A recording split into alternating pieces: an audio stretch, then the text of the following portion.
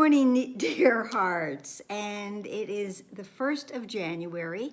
I will say to you, Happy New Now year. I've been trying to get that to catch on, hasn't worked yet, but that's how we want to spend this new moment.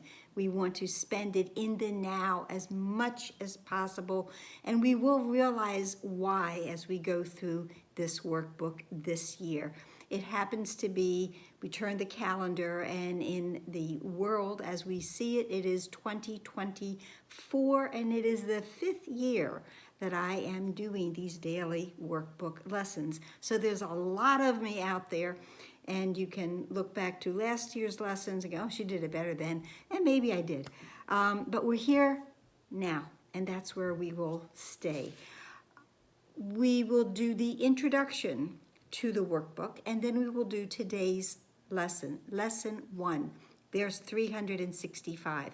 If you are returning, welcome. I'm happy you're here again. If you're brand new, fantastic. You are embarking on a wonderful spiritual journey, and I'm thrilled to have you aboard this wild ride that it might be, and it might be easy as well.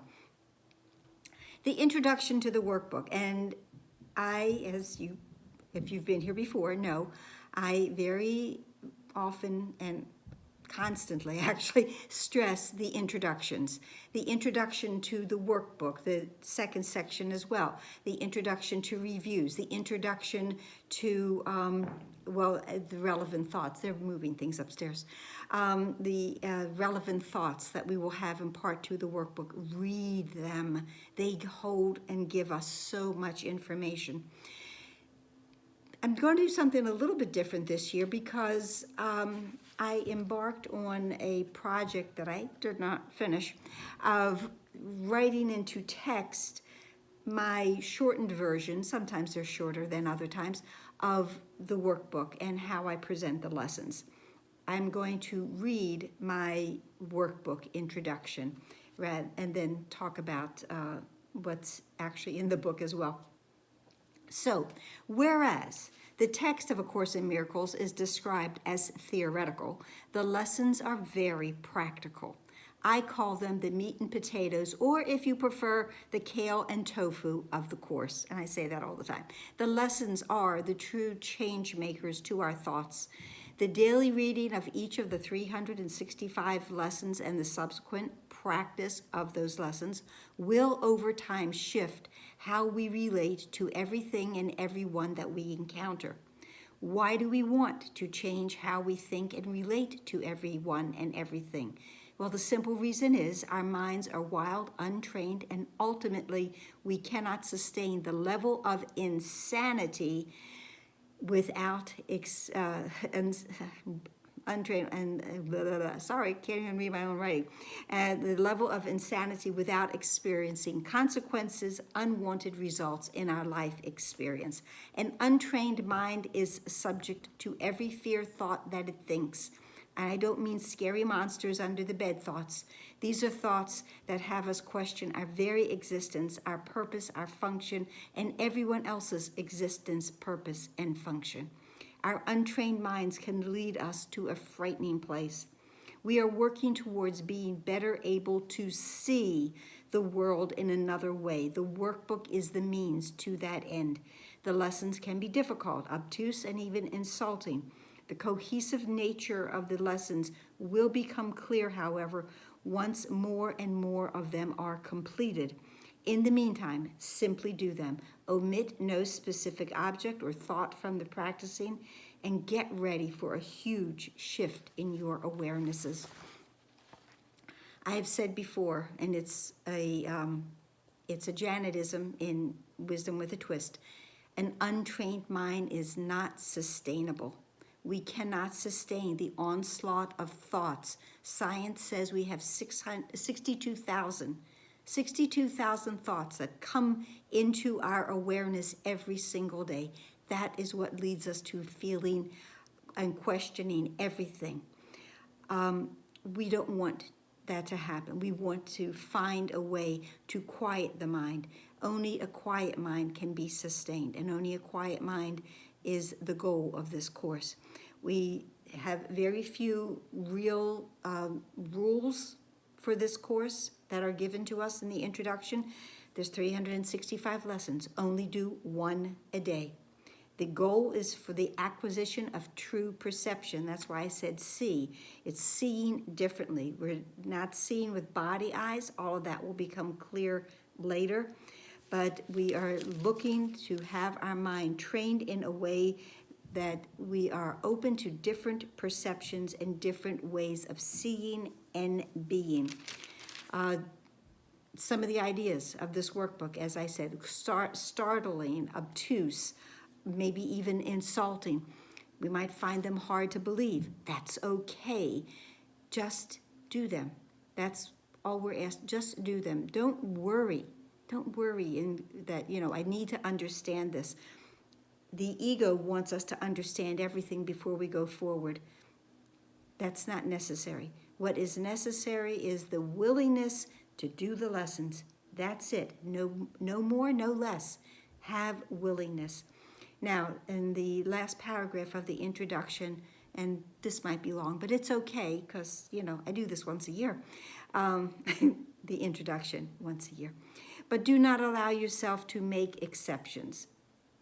When we are asked for specific practicing to look at things, don't make any exceptions. Don't omit anything on purpose.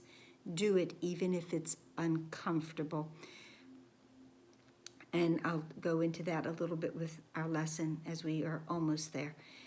Whatever our reaction to the ideas might be, try to use them, and nothing more than that is required right now.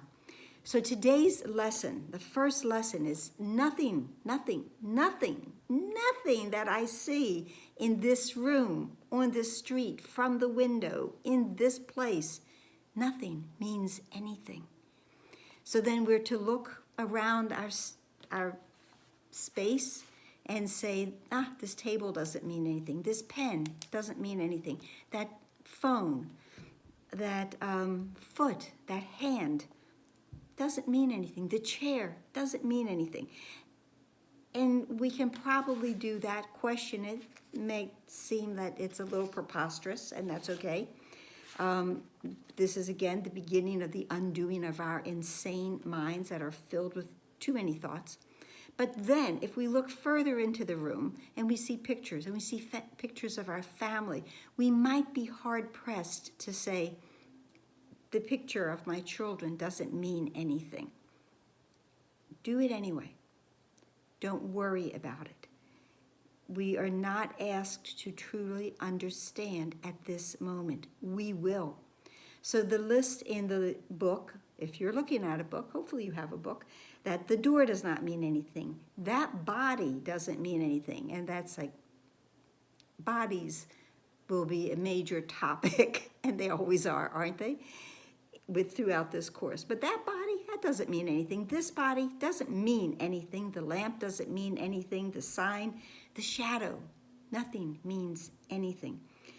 So it says to notice that the lessons aren't arranged and the statements are not arranged in any particular order. Okay, just do them. Whatever your eyes light on, use that. The flowers don't mean anything. The lamp doesn't mean anything. For these first 3 lessons, the practice is twice a day, preferably morning and evening, but it should be done at a time when you find that you have the space in your life and in your mind to be quiet and to do these. Only a minute or so in the morning, in the evening. We certainly can find 2 minutes during the course of our day to do this lesson. And it says, nor should they, each of the first 3 lessons should not be done more than twice a day each, preferably morning and evening, nor should they be attempted for more than a minute or so, unless that entails a sense of hurry. We don't want to rush these things. A comfortable sense of leisure is essential. So that's why we do it when it's comfortable and we have the time, we have the space to do that. Now, I did this last year, I'm giving you a spoiler alert because these first few lessons seem very strange. The spoiler alert is the word separation. You will be hearing that word a lot throughout the next 365 days. That is really the reason that nothing means anything that I'm looking at in this room, out the window, through the door. That's why it doesn't mean anything. But we will get into that more later. And I think that's it. You'll be hearing from me. I hope you stay. If you haven't subscribed, please do. Please like, please comment. I hope the sound is good. I've had some comments about the sound not being loud enough. I record them at the highest frequency on my iPhone, big technology, and I have to upload them the same way to YouTube. Hopefully it's working for me and for you. So like, share, subscribe, comment. We started this last year. Breathe and smile. Big breath in and release everything. You are starting on a new, beautiful spiritual path. I have said before in the past several years, we are weaving a spiritual tapestry in these first few lessons, as all the lessons.